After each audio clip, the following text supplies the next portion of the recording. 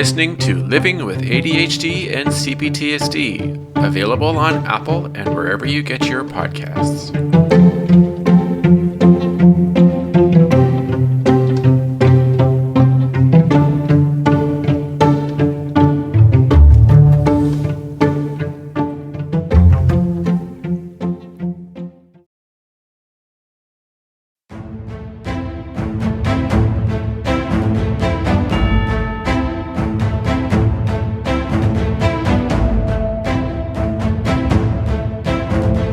Hello, everybody, and welcome to another episode of Living with ADHD and CPTSD. Today is a CPTSD-related episode, and I have a special guest with me today, and her name is Victoria Payne, and she also, like myself, has CPTSD, and we're going to discuss today a couple topics to do with it. I actually really haven't discussed the fear, like we're going to talk about fear and safety regarding CPTSD. And this is great for me because that I have not actually discussed fear yet, specifically as a topic on its own. But this will be great because this is a very important, and it is a root or one of the main roots of CPTSD and flashbacks of trauma. So, hi, Victoria, welcome. Thank you for joining my show. I've been looking forward to this for a while now. So, well, thank you for having me. I'm very appreciative to be a part of the conversation and on your platform. Excellent.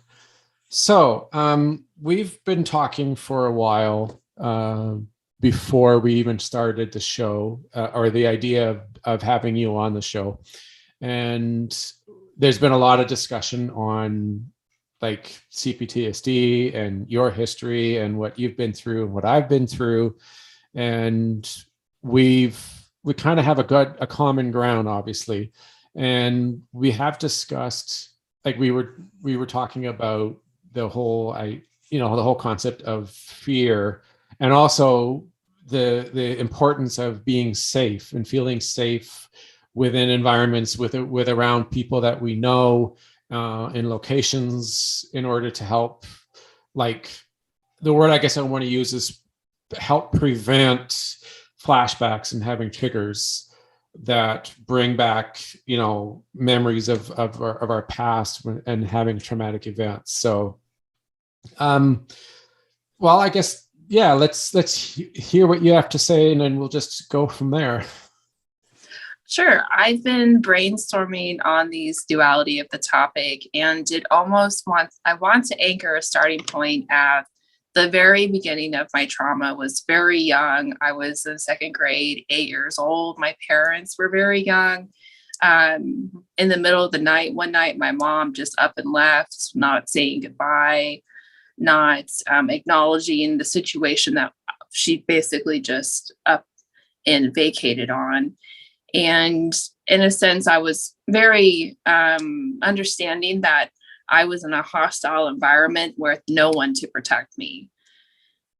And in a sense, I had a younger sibling, 3.5 years younger than me, that completely did not understand the fundamentals of what was going on. And, prior to my mom leaving and exiting off the stage, I had confronted my father and trying to, communicate, like, what am I doing wrong? What is it that I'm not understanding, because I'm in trouble every day? And, right. I feel like I should, I'm a kid, I'm 8, and I should be doing what a kid at 8 years old should do. And in turn, that first initial conversation with my father turned in him to punching the wall, 3 times in a row. And, that was pretty much a repetitive experience of any type of communication with my father. My first day of elementary, where I hadn't met my teachers or anyone, we were walking into the school. He was holding my hand and he pulled me aside and he said, "If you talk with so-and-so, I will wear your ass out." And wow. So just from that, in the shock, like, I shut down immediately, and I didn't have any communication with anyone at school. So in a way, I wasn't necessarily bullied in school, but I had a bully as a father who was very controlling, like what I wear, how I did my hair, did I brush my teeth enough? And it really impacted me on so many levels because my mom just wasn't in the picture anymore. And I was in a community where divorce wasn't a thing. And Right. second grade was really hard for me on top of testing and being dyslexic. And I'm surprised I even passed second grade because I was late every day. And I think that's why the teacher just really had it out for me and not really understanding my situation. But Yeah. that's just kind of, some context of background of my starting point with a long road of awareness of this fear. And when we talk about fear, it's very correlated and intertwined with anxiety. So like, let's say my father drove a Dodge Durango in black. And any time that I would see a Dodge Durango or hear an engine that replicated a Dodge Durango, like I just instantly, the heightened sense would just come up and you would just be like, okay, they're here. And what's going to happen? Because you don't know, because my father has anger issues, fight or flight issues, like just, unfortunately, a lot of abusive tendencies. And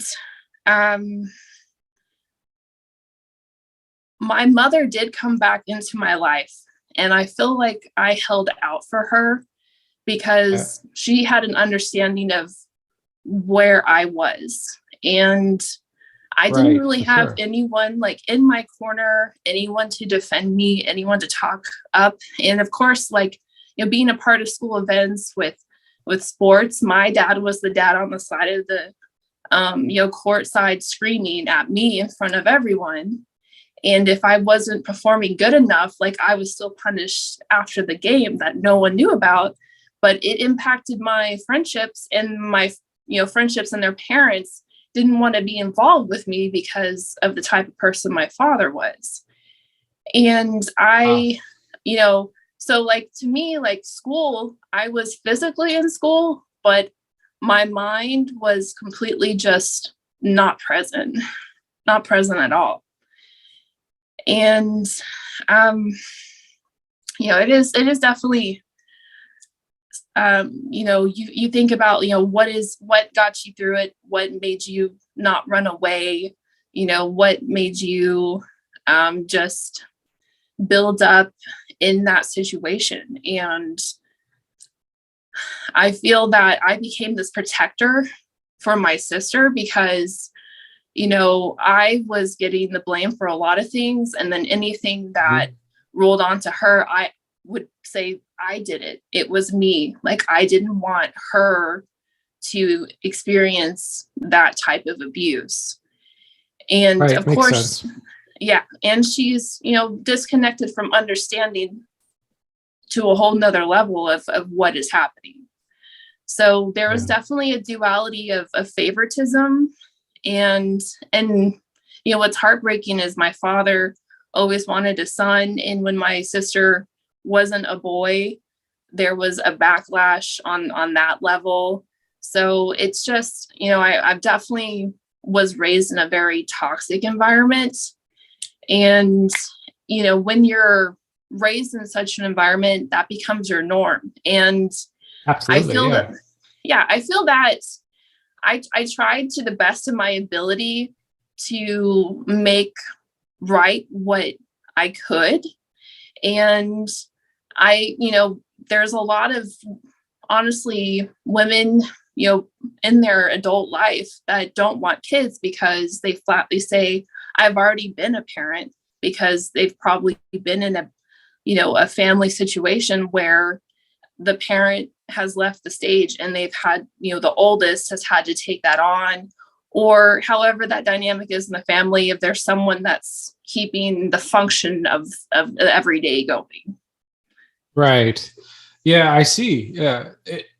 There's a lot of examples out there of that. And there are so many people out there that have very similar experiences.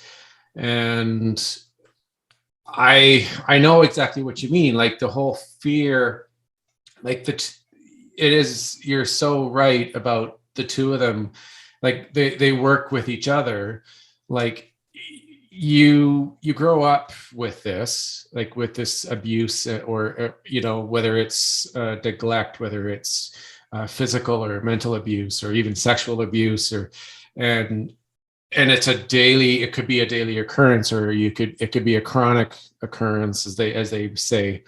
And you might it for a lot of people, it eventually will end because they get to a certain age, or they move out, or they go to school, and then all of a sudden one day something triggers them, right? Like it could start years later, and they don't realize that it happens until all of a sudden they get a trigger, and they're reminded of something that's occurred from a family member, or their father, or their or mother, or both even, and all of a sudden they're just terrified, and it could be something that isn't necessarily related to it, but they get terrified, and they're going, oh my god, I'm sweating, I'm scared out of my mind, I want to hide, and I don't understand, I don't know where it's coming from, why is this happening?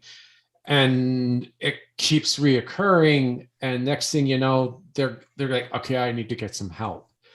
And then all of a sudden they go, and the therapist is asking them questions, and next thing you know, they're going, holy shit, I see now where it's coming from, and this explains it, right?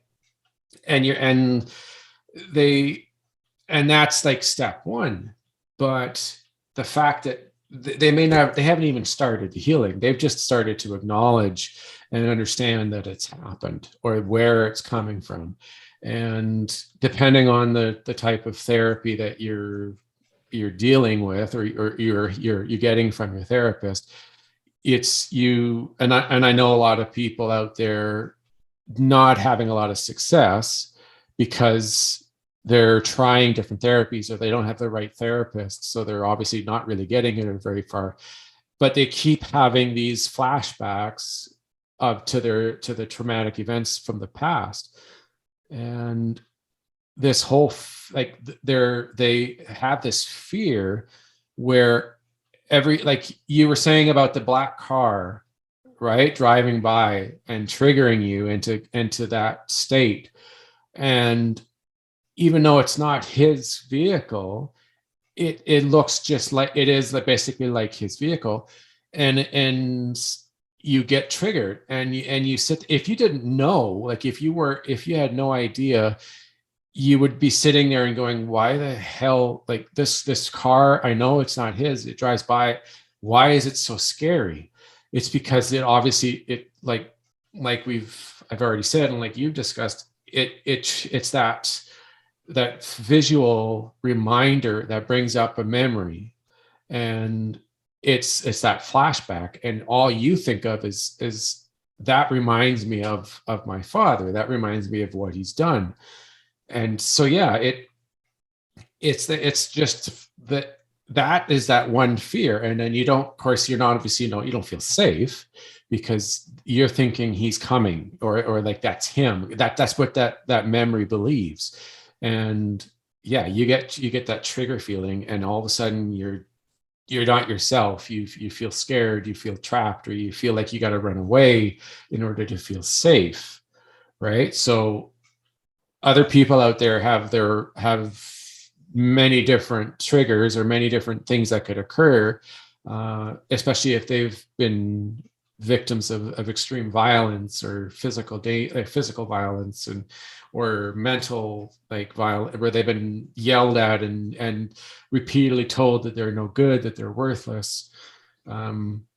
There's things that will trigger it, and so if it's been repeating over and over, and they've been dealing with it for years, and they don't know what's happening, and or necessarily why, they all of a sudden they've got these fear, like there's that the fear is what's really bringing it out, because the memories are triggering that fear, and then you're reliving that trauma.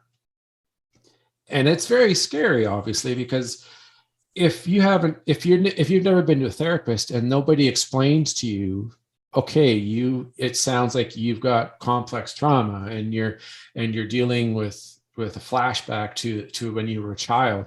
If they don't know that, it could literally make them just like feel like like I don't know what's going on. What, like, it's extremely scary. And like it's similar in a way that like a soldier who's been in a war, something like I think the one of the examples that they always use is the car backfiring as it drives by makes them think of gunfire. And so they're suddenly huddling, and they're scared, and they don't know what's going on, and they're not themselves. It's a similar situation. They might see a movie that has physical violence, and all of a sudden that triggers them because that brings back the memory of their own experience, and they don't have any idea. They're not even in time and in place. They feel like they're back all of a sudden when they were however old when it started, or in the middle of it. It's very traumatic and very serious and so scary. So yeah, there's a lot of fear involved, and the need to be safe is the key, in my opinion, is a big key to have healing progress. And without that safety, you really can't. Yeah, I feel fear is definitely, as we've discussed, linked with trust. And before my Yeah. parents, split out of a very unhealthy relationship that had, they were together for 8 years. And I was pretty much innocent to their problems until it all came to a head. And I was very loyal to my father. I was a big daddy's girl. I had a lot of wonderful memories. And unfortunately, when someone is, just attacking you day in and day out, and again, like you hit the nail on the head, making you feel worthless, you're in an environment that, how culturally in America, we don't say, oh, you shouldn't be doing this to your kids. Yeah. Like your parents, that's their bubble, that's their space, and no one else can come in and say you're parenting wrong. And Exactly. with my father and the time that I experienced, him basically throwing me into the wall, and then I had communicated to my mom what happened, and instantly she picked me up. We went out to my aunt's house, and then the next thing I know, he's driving over, he's banging on the door, he's yelling, just being highly irrational. And I didn't know how things would play out from there. And somehow I think like 2 weeks went by, and, just a lot of low key space. And back then, I didn't like, our communication was severed. So everything was just constantly being, just internal, to the point where you can't, it's almost like the quote of like bottling up your feelings. Yeah. And when I had to face my father again, and I was still living, I was still going to live with him because my mom wasn't able to support me. He told me, he's like, I'm sorry. I promise this will never happen again. And, as a child, you think you have the benefit of a doubt and go, look, I love my father, and, I'm going to believe him. I'm going to put this trust back into him. And then time goes by and you see things haven't changed. You experience something again that reoccurs, and then everything is just pitch dark from there, because you're just like, it's one thing for this to happen and take place, and you just say it won't happen again. And then it's another thing for it to reoccur. And then you really don't have any room for any trust. No, exactly. And then building that trust, like meeting, like I think probably the best example is, and that's for both sexes, male and female, is dating. Like a person like, and I think this is probably a little bit more common for women than the man necessarily, but dating somebody, like you meet somebody you did never met before. You don't know their history. You don't know what they are like. You don't know, they could have violent tendencies. They might be abusive. They might be verbally abusive, that kind of a person. Your your level of trust. Actually, it's funny. I should say this right now. I was talking to a friend of mine a couple of days ago, and we were talking about this, and she was saying that as you age and as you're getting older and we keep having these occurrences of violence against you, and you're not safe, and you feel like you've been violated, or you feel like you've been neglected, you have a certain amount of trust that's there. And every time that it occurs, whether it's the same person or a new partner that abuses you and you leave, the window that you have narrows. And as you get further and further, and each time it occurs, it doesn't matter if it's the same person or not, that window gets smaller. So you start, let's say you're with your fifth partner in 2-3 years or whatever, and you've faced a lot of abuse, and you've got a very small window of trust. It could be something really innocent, maybe not even, maybe it was completely accidental, or something that had zero intention of being purposefully neglectful or abusive. But because you have such a narrow window, you are automatically like, I can't trust this person. It may not have been on purpose, but I can't trust this person because I'm fearful of my well-being and my safety. That person may have completely great intentions, but because it's such a small window, you can't keep going. And it gets smaller and smaller. And that is a big problem with when you've had this chronic traumatic events, and you keep having flashbacks and you keep experiencing it, is you have a very hard time trusting people because you really don't know what they're going to be like. And you could know them for 6 months and they could be great, or maybe it's just like that beginning period where you don't necessarily know them really well and you're having a good time, and you're getting to know them better, and you think this is awesome. And then all of a sudden, maybe 1 or 2 times, something's a little not right, or they're suspicious. And suddenly you're just like, that level of trust is really short. And before you know it, you're just like, no, I can't do this. And without the therapy or without any sort of assistance, it's nearly impossible to gain any of that back. And it's not like it's one therapy session, suddenly you're gaining a lot back. It's like it takes a lot of work, and it takes and you have to trust that therapist on top of it all to get that healing back, to gain your level of your ability to trust someone. But it's so fragile because you've experienced this so many times that it doesn't take much. And unless you've had years and years of therapy, and it's been good therapy, it's very difficult to keep that level of trust. It's gone. It can be gone so fast. Yeah, on the flip side, for example, my father just right off the bat started seeing women openly, before I had any time to process I remember the Christmas I'm in Texas, and Dallas was, back when they were a good team.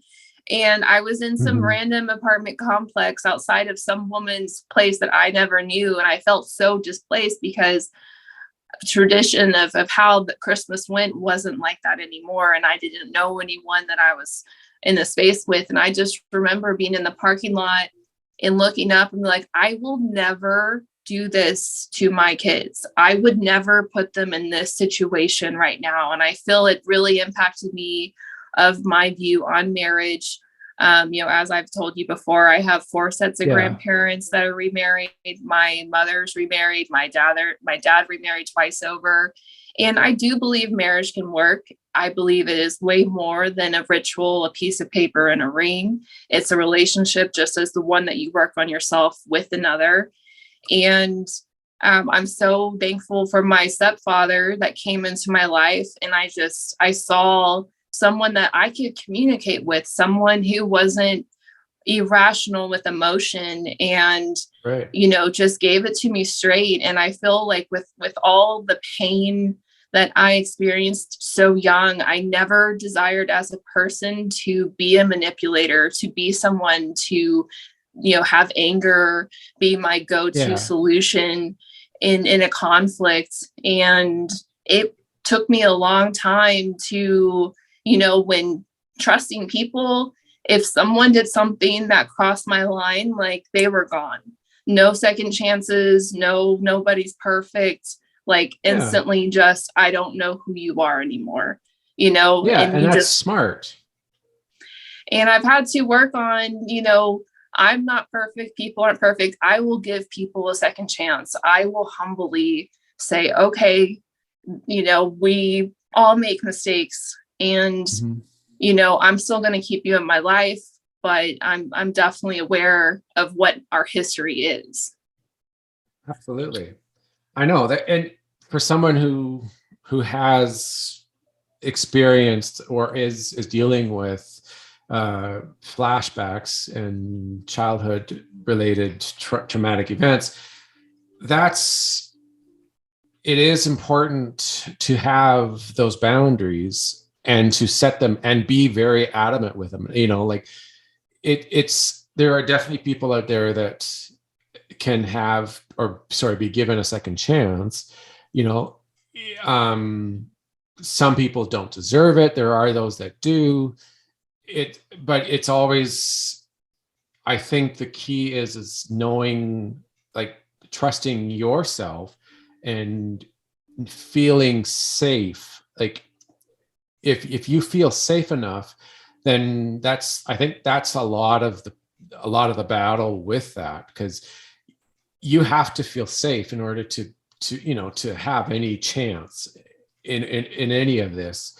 Because the moment you don't feel safe, you just can't be you, right? Like, it's because you're gonna, the second anything happens, you're gonna be, well, you won't be yourself. You'll be a traumatized adult who feels like your life's in danger, or you're like, you think it's like you're almost like your father one more time again, right? Like, it's very difficult to be in any kind of a safe environment when that person doesn't make you safe, or you're not even close. You don't even feel anywhere near having that level of safety.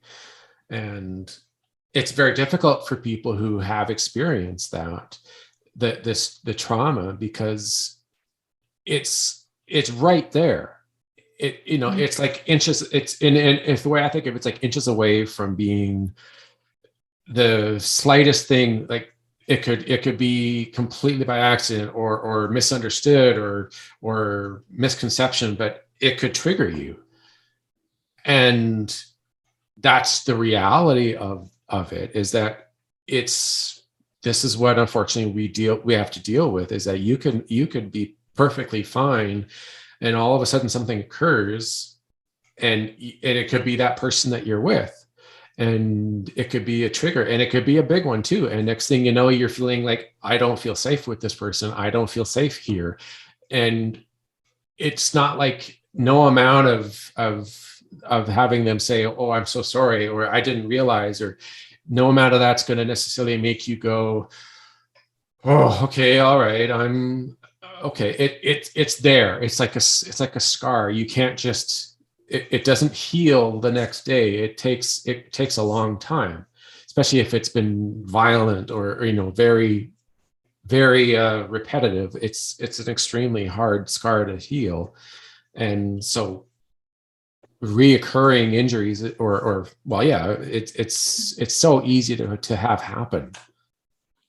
Yeah, I mean, luckily my mom was able to support me right before high school, and I Yeah. transitioned and moved with her, and like we had nothing, but that was, being in a place that is not safe, you are hypersensitive to your environment.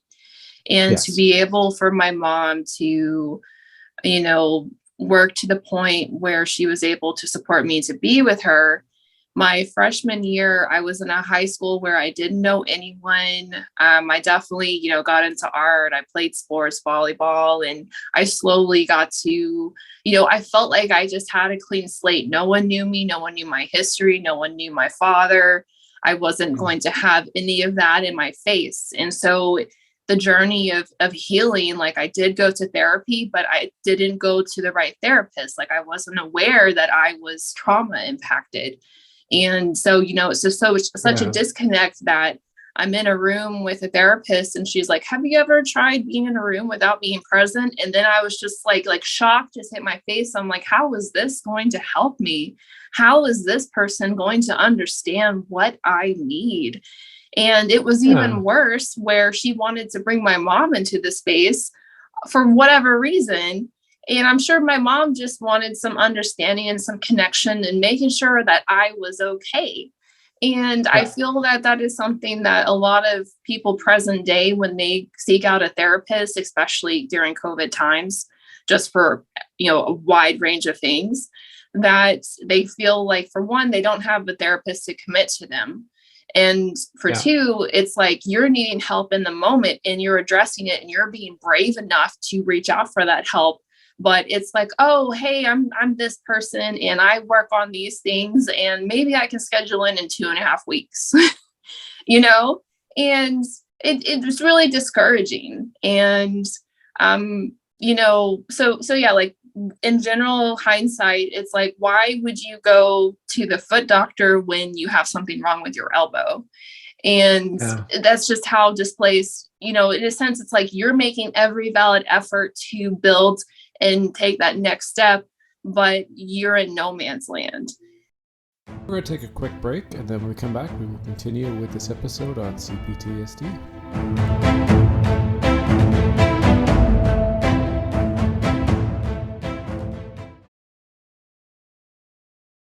And Yeah. speaking of triggering, not just like the car. So I'm in high school. I'm full of anger. I'm working. I'm a teenager. I'm working on all this stuff, and by my sophomore year, my sister comes over one day and she's limping while she's walking, and she makes up some story about how a kid ran her over with a bike. And then between closed doors and then my mom, she was just like, do you really believe that is what happened? And then instantly I was just blown up in anger because I made the connection that something happened and she is hiding it. And, like I told you, the thing that really got me through all of that when I was young was I was protecting my sister. And so Right. for her to be hurt physically and cover up what is going on, I instantly called my father and I was like, do not expect to see me anytime soon. It's not Good. happening, Yeah. you know? No, Because I that's, was yeah. just, And yeah. I didn't know how to address the situation, but I had gone maybe 2 years without seeing or talking to my dad, just Wow. because that is how important she is to me. Yeah. Which is excellent. Like that actually isn't I think an appropriate response, but that's also, from what I've heard, that's also like a traumatic response too, because you weren't necessarily the one that was being victimized or hurt, but because it's relevant to your experiences, it is a trigger related response. Like you're going, oh my God, my sister's been abused or hit or hurt and from my dad. And it's like, it makes you think, like, if it was me, I'd be thinking it's like it happened to me. And so I'm going, that son of a, like I know exactly how you feel. Now, an interesting thing, you mentioned that you had new school, new opportunities, new chance, new friends. I remember when I was in school, like high school, junior high school, or middle school, I guess that's what you would call it then, down there. I remember so many times thinking to myself, I wish I could just have a new school with a bunch of new friends, like a bunch of new people that didn't know who I was, didn't know my history, didn't, and I would say this over and over again, because a lot of like some of my trauma that I have today is because of school. Like I can't remember if I talked about it with you, but I was bullied often in school. I think maybe when the three of us were having that conversation, I mentioned it. Mhm. And I was bullied all the time in school, and that this was in my head. And I remember to myself saying, yeah, I wish I could have gone to a new school. I wish we would have moved. A brand new city, brand new place, nobody knows who I am, I have a fresh start. And unfortunately, that never occurred, just the way things go. But that same mentality moved into the idea of relationships. Like I remember my thought is I'm going to start a new relationship. I'm ready to try again. I want to meet somebody. I have a fresh start. They don't know my history. They don't know anything about who I am, blah, blah, blah. I can have a great start, and this will be awesome, and there will be no issues. Well, that didn't last long. It doesn't, because, like, I don't know that person. I gain their trust. They gain my trust. We hit it off, and all it took was just a couple times where it was I did something that was unexplainable, or that was really weird or frustrating or just mind-boggling, and the person, and she would just be like, you could tell that she was visibly upset because it was so strange. And it doesn't help that she also deals with it. Like she has the same thing that I have. So where there's two of us that are dealing with CPTSD. So something that I do that she thinks is triggering to her gets her enraged and gets her upset. So now I'm going, what the hell? Like, I don't understand. And so I'm suddenly getting triggered, and I'm re-experiencing my own trauma, and I'm going, this was supposed to be great. It was supposed to be perfect, and we were meant for each other, and all this stuff. And now all of a sudden it's like almost every night, or nearly every time we see each other, something happens and she's getting upset, and I'm going, I don't know. I don't understand. I don't get it. I can't explain it. It's just confusion and frustration on her behalf. And I'm getting scared, and it's kind of like a brand new, in a way, it's like brand new triggers or brand new trauma, right? But the reality is that it's not, it's just experiences from the past, which is of course the whole point. Is so the second that it starts, and of course you're experiencing it, and you're building these memories of it, now all of a sudden that the slightest little thing, and it could be something as simple as just a calm saying, oh, this went wrong, something happened, what happened here? And it's not even angry, and I'm getting triggered, going, oh shit, I've done something wrong, I'm in trouble, this is over. Like, this is where the whole fear thing comes in, right? I have like a fear, this major fear of being dumped, so being abandoned, and a fear of always doing something wrong, walking on eggshells, trying to be careful, like being scared of her. And even if it's not necessarily the adult that's being scared, it's the traumatized child that's going, oh my God, please don't do that, please, don't hurt me, or I'm sorry, I didn't realize I was doing it, I'm just being a kid, or there's some obvious explanation for it. And that's all there is. There's very little adult occurring, because the slightest thing that happens is triggering. And it's because it's repeated, right? And it's because of past experiences. If I had been, let's just say, because of my age, obviously, if I had had 10, 15 years of therapy, and if I had realized all this stuff back in the day, I could have been able to handle that and stepped away and said, okay, this is just a trigger. There's nothing, she's not being like everybody else. She's not being like the kids in school. She's not being like my ex-girlfriend. Everything's okay. And then I'd be able to ground myself and breathe and just calm and go, it's okay. But because I had no clue, I didn't know I had this complex trauma, right? Like you don't know these things are happening. Far as you're concerned, you're thinking you're blended with that child and you're going, oh shit, here I am again. This is just like school, or this is just like my ex-girlfriend. And next thing you know, that seems to be always how you're thinking and always how you're behaving, and it comes out. And unless you get help, like I am obviously getting help, it's a struggle, right? Like all the experts say that because depending on the severity and the complexity of the trauma, it could take, and I remember hearing this and going, holy shit, it could take 5, maybe 10 years of constant therapy to get any decent healing.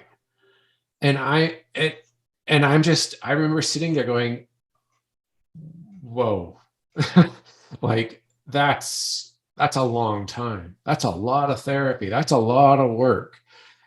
And the interesting part, this was actually probably not helpful. And in the moment I thought it was, and it was like, how you sometimes you get self-confident or you gain confidence, but it's a false sense of confidence. You think everything's great, and then suddenly one thing happens and you feel like you're back at square one. Well, I was having that occur a lot. I was going to therapy and I was doing so well, and I was really understanding it great, and I was making progress, and I was understanding that I had these child parts that were getting triggered, and they were taking over, and I was getting blended, and I'm acting as a child and not the adult.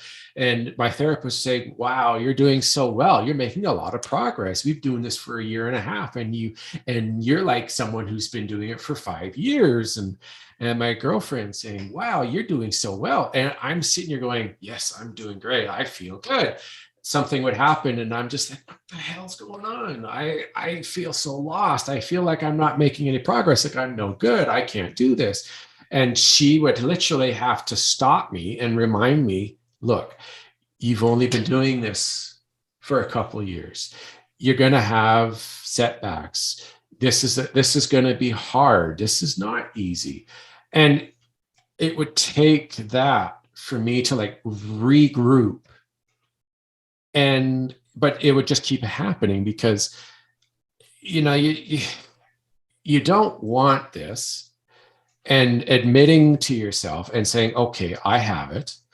I know this isn't going to be easy, and accepting the reality of it is hard.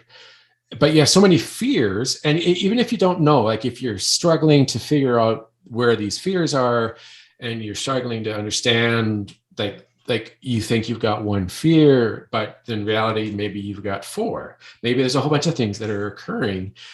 It's so difficult, and it can be so frustrating, and it can really make you just feel worthless. It can make you feel like it's too hard to continue, like it's a difficult struggle. And it gets to a point where you just kind of sit there and you question yourself over and over, and you wonder if what you're in is worth the struggle and the pain and fighting for it. Like I know I've a few times thought to myself, it'll just be easier just to leave and be by myself and not think about it. But at the same time, I'm going, if I do that, I'm giving up. I'm not going to heal because it's like turning away instead of accepting that you're having a problem. It's no different than if you had like an addiction problem. If you don't accept that there's an addiction problem, you're never going to get better. You can run away, but it's going to follow you. So getting a new environment doesn't necessarily fix anything at all. All it does is it's like a temporary cover or temporary band-aid until that first moment somebody says something, even if it's completely by accident. Maybe they're just joking. Maybe we're just having fun. They can be something, and all of a sudden you're just like, and you're triggered, and you're going, whoa, what, and you're done, and you don't even know what's going on, and you could be out for a day because it's so traumatizing and then you're back at square one. The only way to get better is to obviously get out and get somebody who knows how to do it, the proper methods, and get healed, right? Or do the therapy. It is so relatable to say, I'm doing well, I'm rebuilding, I'm putting the work in, I'm, mentally on this journey to, attempt to have what I desire most. And to have, I always looked for relationships of things that I was attracted to. I'm attracted to laughter. I'm attracted to creativity. I'm attracted to people who embrace who they are. And you can have that magic formula, but, there's one thing that can just snap. For example, there was a physical, something that physically happened to me that had a reaction that I couldn't even control in the moment. And I just completely started bawling. And I was in an intimate situation where it was probably just unrelated to the moment in the space and, where I was presently in my life. But I remember leaving the room and going into the shower and just crying and bawling. And I felt like, wow, they're not going to understand this at all. And, you can't really talk about it either, because that is such a reaction of, back, like you said, being back to square one. And, every obstacle of trust that I've had in people. I had a really close friend for 5 years, like thicker than blood. We had come to the adult table to talk about a roommate situation. So, I was doing school and work, and I was wanting the opportunity to save money. And, we all came to the table of, would this be a good idea? Would this be a bad idea? And let's outline that.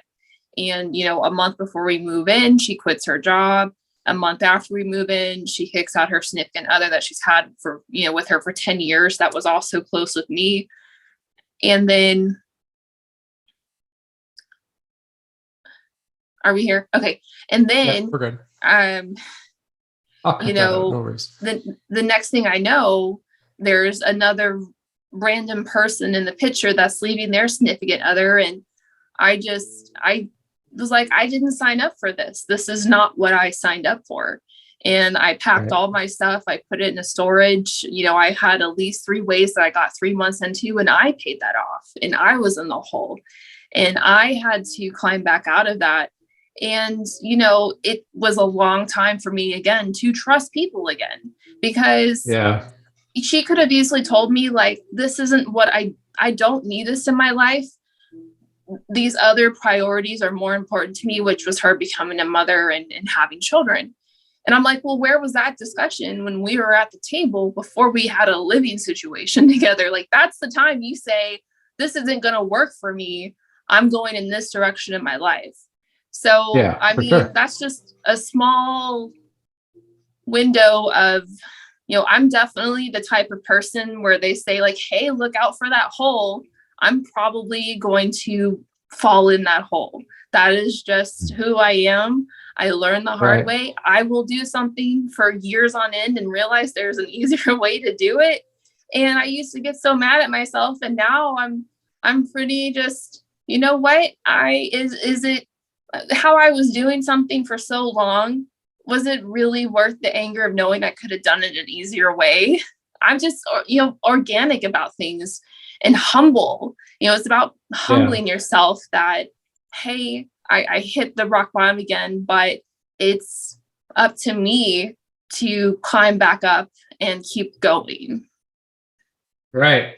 Yeah, that's a good way of thinking about it and believing, because otherwise you could eventually not one you could one day not be able to get out of that hole, or not be able to start over, because it's too much, right? And I'm sure there have been a lot of people out there that I've experienced that, where they go through repeated, maybe, I don't know, maybe a couple of relationships a year, and there's something that always goes wrong. And it could be a trigger. It could be that maybe they're always dating someone who's abusive. Maybe they just don't know it. And eventually they just get to the point where they just feel like there's just nothing they can do. And that it's amazing how strong that is, because that's something that I'm sure a lot of people wish they could just have, that kind of outlook or that kind of thought or feeling, or, well, let's just say belief, that yeah, I may hit rock bottom, but I'm gonna get there. I'm gonna find my way back. I think a lot of help, like a lot of things that from what my own experiences, is realizing reality. Like if you go in, like I said earlier, if I go in thinking that this is going to be this fresh start's going to make everything great, and I'm never going to have a problem again, that's just, in my opinion, that's not realistic. That's not a very good way of thinking and living, because you're just going to, if when it does occur, it's going to be worse, because you're going to be thinking, I don't understand. This was supposed to be great. This was awesome. This was a brand new start. There was no trauma anymore. I wasn't experiencing it. Why did it happen? So you're super frustrated. You're angry at yourself. You're angry at other people. You could be angry at the world, because they keep setting expectations, thinking, oh, that next person that'll be the perfect person. That person will be fine. They won't be bad. They won't be abusive. They won't cause problems. And then they do. It may not be immediate or necessarily, but the second that they do it, you keep going back saying, what am I doing wrong? I don't get it. I don't understand. If you can face the reality and go, hey, look, the honest reality is that I have to, one, I've got to know that this isn't, that I have a problem. I have trauma related, CPTSD, or I'm experiencing trauma. I get triggered. I don't know, I have a bad habit of dating the same kind of person, or like, they make the same sort of judgment errors, and they keep believing that, oh, if I just do a couple sessions, it'll all be better. Oh, I've had a good week. Everything's been fantastic. It's not going to occur anymore. You have to accept the reality of your life, of your situation, and you got to be honest with yourself. And if you, at least there, your expectations are more grounded, are more real, because you go in, yeah, okay, this relationship didn't work. Something wasn't right. I got triggered. It was a reminder of something, or he was abusive, and it feels like I'm going in a circle. But if you're making progress, and they're going, okay, I realize that I've got this problem. I have a good likelihood that I'm going to re-experience a trauma, or I'm going to have triggers. I've got this CPTSD. You have to go and you have to say, okay, first things first, is this like, they find somebody new, and they want to date this person. First thing is they got to think to themselves, is this person trustworthy?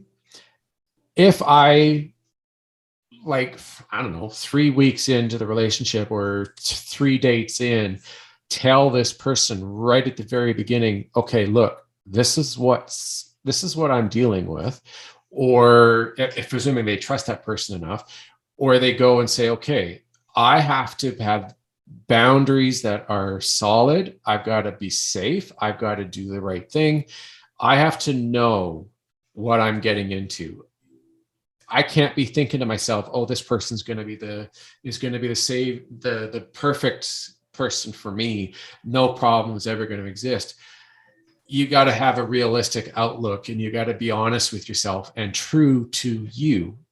And the thing that I remember being told is, like, I don't want to reveal too much info with regarding her, but I remember she used to she's done a lot more dating than I have.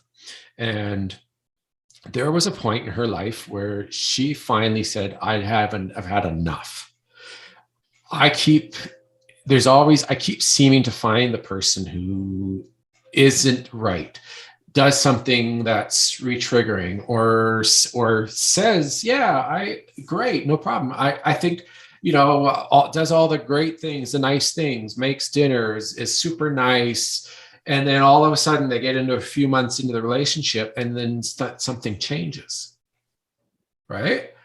And it's re-triggering, because you're going, this is the seventh person. All of a sudden they're acting great. They're buying me flowers. They're making me dinner. They're super nice. They're caring. They're loving. And then something suddenly changes, whether it's, oh, we've been in the relationship for a year, you get that comfort zone, and suddenly they go, well, I don't have to try now, or I can just, we're going to be good now. And then they suddenly change their behavior. And it got to the point where she was just like, enough. The only thing that matters is me. I don't have to be with somebody. I don't need to date somebody.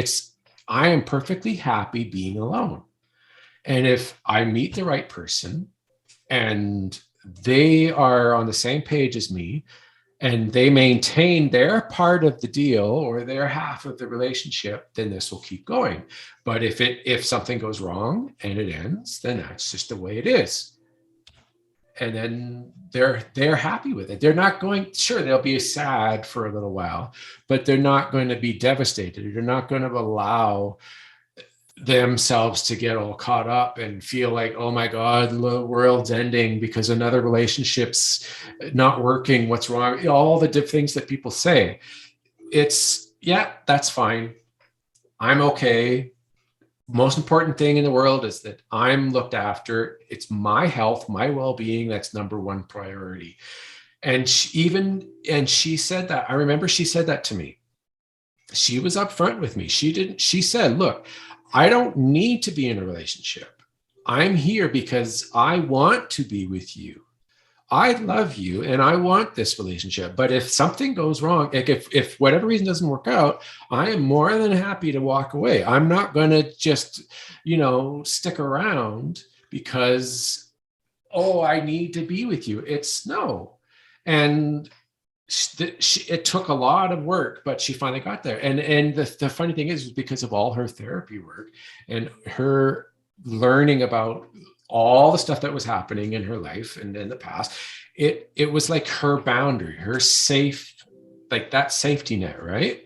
She did everything that she had to in her life to be safe and to be as comfortable in her life and in whatever situation she got into.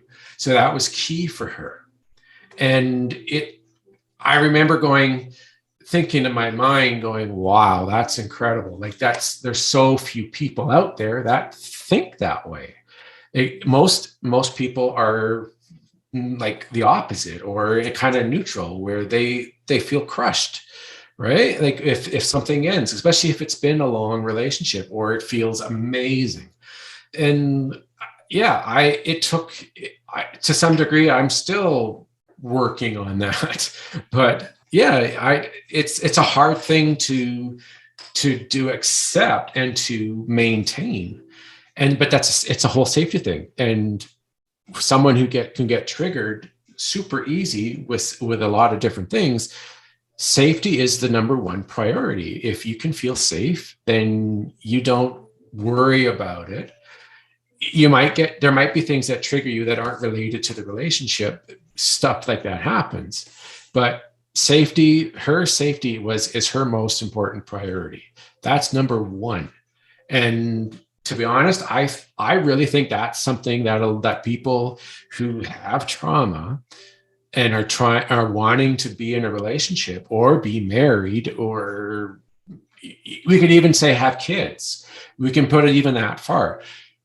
You cannot have a kid if you're not in control of your trauma, because you can't parent someone if you can't parent yourself, right? That's if you think of it that way. So you have to feel safe, you have to feel comfortable, you have to be ready, but you have to be willing and not even look back the second something's wrong, to go and leave.